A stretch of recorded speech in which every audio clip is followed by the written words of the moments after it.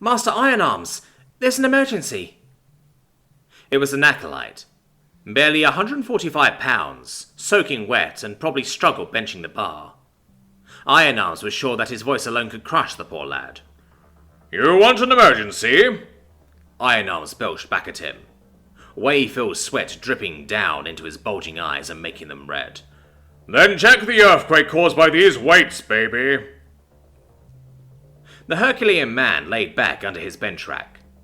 Master massive quads towering over him, with thighs of cable steel ready to spot. But every man and woman already knew, Ironarms never failed to lift. All around the gym, the glorious house of gains, the wizards stopped their iron-shaking, steel-bending meditations, and watched as their grand leader divined another masterpiece. All of them cut from stone, all of them bulbous and barrelless, all of them making Atlas look like flat-ass, and they all watched their leader with suspense. It was Michelangelo's statue, it was Leonardo's painting, it was Mozart's musings and Frost's freeform, it was Ironarms benching over 1,000 pounds, art in its purest form. But Master... The acolyte, so puny, so minuscule. He could have been stomped on and no one would have noticed. He could barely get his words out of his mouth. How could he hope to pierce the earlobes of such titans? But it was an emergency, a calamity on the grandest scale. He needed to do something fast, but what? How could he get the wizards to pay attention? They were in a trance, a dizzy ceremony of religious pre-workout snorting and huffing creatine, of pushing their blood pressure to levels so high that their doctors died from second-hand strokes. What could save them from their dance with the dumbbell devil under such Kel-fueled might? I'm switching to CrossFit. Heinous! Sacrilege! Heresy on such a grand scale that the entire gym gasped. An intruder inside of their glorious house of gains. Ironarms lifted from his bench. Massive quads covered his mouth. Every master wizard in the room almost puked with disgust. You dare mention the dark magics in the House of Glorious Gains? This was the acolyte's chance. His gamble worked. He wasted no time. We're being invaded. Damn right.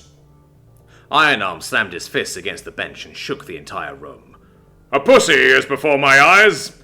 A barbell flopping lunge lackey burpy bitch is in my tempo. The acolyte shook his head, hands shaking with anxiety, as all of the mountainous wizards moved in closer. Not me, he squealed. Not me. They come from the sky. And they do something much worse than CrossFit. So much worse. Ironarm scoffed. And what would that be? The young acolyte, young in his muscle journey, could barely whisper the horrid word. Cardio. Dear God! I want as much creatine in those barrels as you can muster. Ironarm shouted with ferocity and vigour. He commanded the other wizards with short confidence and lungs that could outmatch a whale's. Make sure the pre-workout can last us a month. We're going to be snorting so much of that shit that cartels will start selling it. The gym was moving like the gears of a machine. Gears with veiny shoulders. Sweating, shirtless men and women, whose bodies shined with the glory of gridiron gains, moved with ruthless efficiency, preparing to take down the cardio invaders who threatened their lives, threatened their families, and worse yet, threatened their gains. Master Perky Pecs, you'll lead the left wing. We'll eat them all, he boomed. Master Bulging Biceps, the right. I'll carry the whole world, he screamed with roid-filled rage. And I'll lead the center. They gathered in the center of the gym before heading out to battle. It was their temple, their holiest holy place, the room where the divines gifted humans their incredible muscles and allowed magic to flow through them like rivers of whey. Plastered on the center wall before them, stretched out and looking down upon them without mercy, was a poster of their most glorious god. Master Ironarms approached the wall and laid a loving hand on it, his face already burning red from the smelling salts.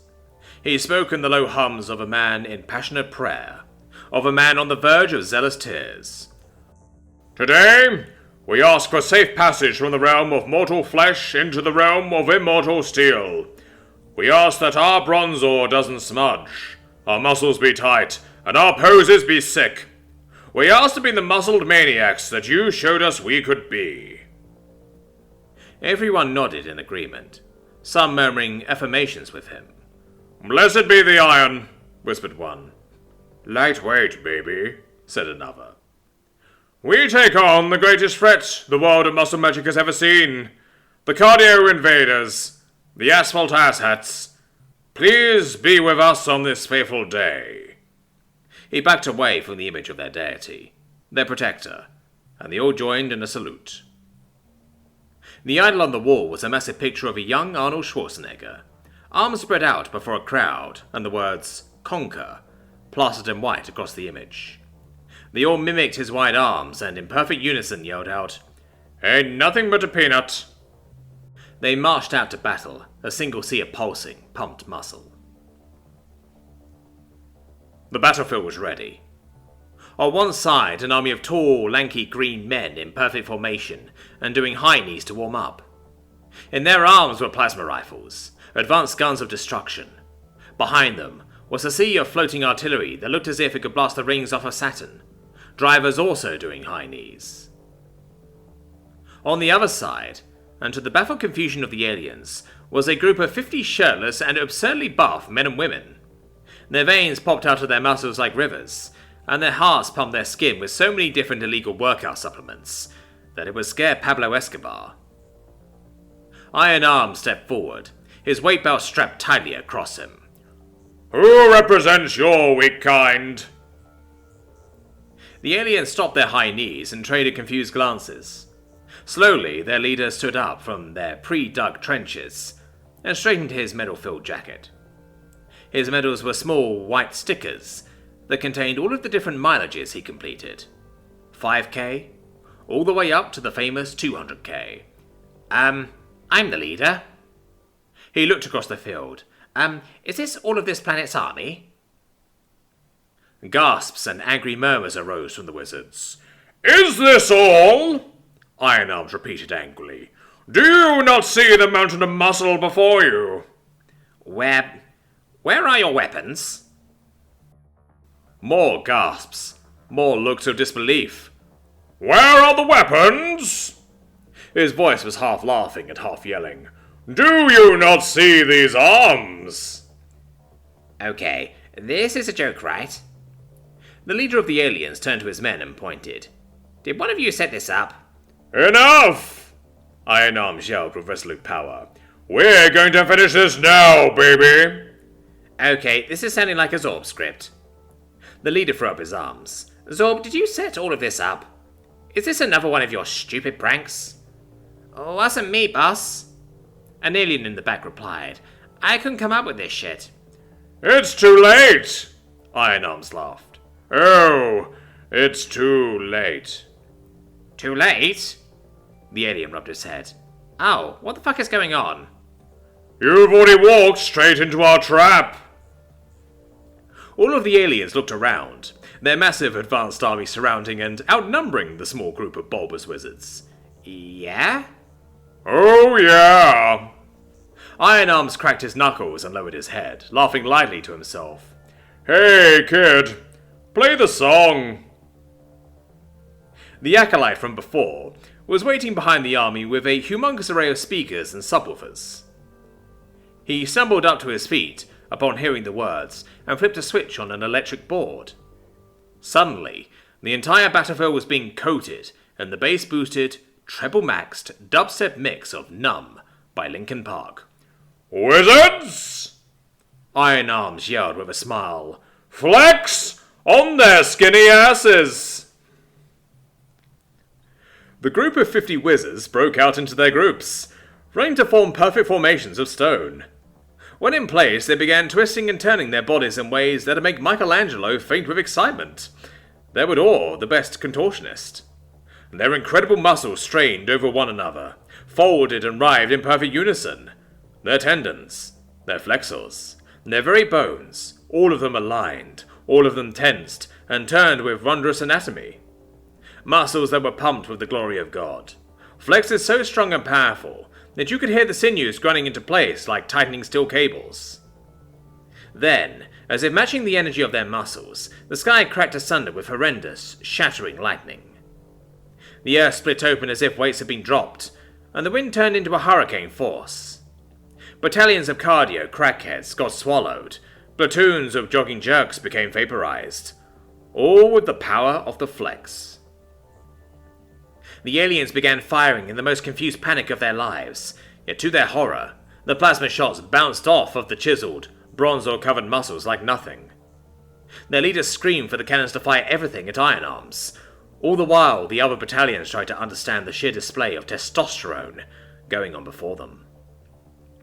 In an instant, Iron Arms became engulfed by green plasma explosions. The cannons shook the earth. They tore open the air. The artillery, it was powered by hundreds of treble-running marathoners, of creatures that made literal machines look like wind-up toys. They powered it with aerobic efficiency, producing explosions of such sustained power that cities could be fueled for years. The mushroom cloud of the explosion reached high into the atmosphere, and all of the wizards stopped their absurdly muscled flexing and watched, for they knew what was next. The aliens halted as well, seeing that the lightning stopped falling from the sky, and the strange muscled people stopped twisting.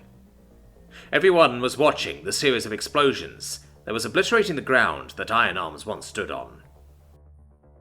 Minutes of pure green, plasmatic mayhem went on. Minutes until the alien leader raised his fist to hold the barrage, sure that not even atoms were left where he once stood. But as the smoke began to clear, and the bass-boosted dubstep remix of Numb approached its epic drop, a figure arose from the smoke, a perfect image of testosterone. Suspended in air and glowing with blue, zapping eyes, iron eyes floated into the sky. Eyes bright, as sapphires from sheer steroid-induced power. He was doing it. He was hitting the famous crucifix pose, a pose considered too powerful for mere mortals, a pose that flexed not just the muscles, but the soul. He rose higher into the sky, his fellow wizards bowing in understanding of his sacrifice, for no one can survive the flexing required to pull off the pose. Numb hit its drop, and Iron Arms screamed in the manliest, most primal scream ever produced, a scream that filled the world with HGH, coated the rivers in trembolone, a scream that moved the stars into the shape of a flexing bicep, and everyone understood that he was no longer a mere man, but a gridiron god. The aliens became washed over by a sonic boom of electric, manly power. It blew their armor clean off of their backs and sent them tumbling into their ships. Some screamed in yells of squeaky terror, for what creatures could look upon such epic power and not be reduced to mice? Yet their ships too had been shattered, and not even from the force, but from the fear, from the awe. Iron Arms had flexed so hard that even metal bent before his might. There wasn't a force on the planet strong enough to stand before him, not a bar he couldn't bench, not a squat he couldn't push, and not a dumbbell he couldn't curl. He was shredded perfection in that moment. He had flexed on the entire universe. After that fateful day, Iron Arms was introduced into the pantheon of gym gods, and his name was canonized in all self-respecting wizards' minds. The few aliens that lived returned to their puny, cardio-based lifestyles in utter shock and confusion. Every ounce of testosterone had been sucked from their bones, and their society was beginning to collapse under its own weight. A new monument was erected to Iron Arms back on Earth. Across its base was the motto that he lived by, and encouraged all who followed him to live by as well. They are words that won the day for mankind and deserve respect. They are words that will live on forever, just like his world-saving flex. Bicep curls for the pretty girls.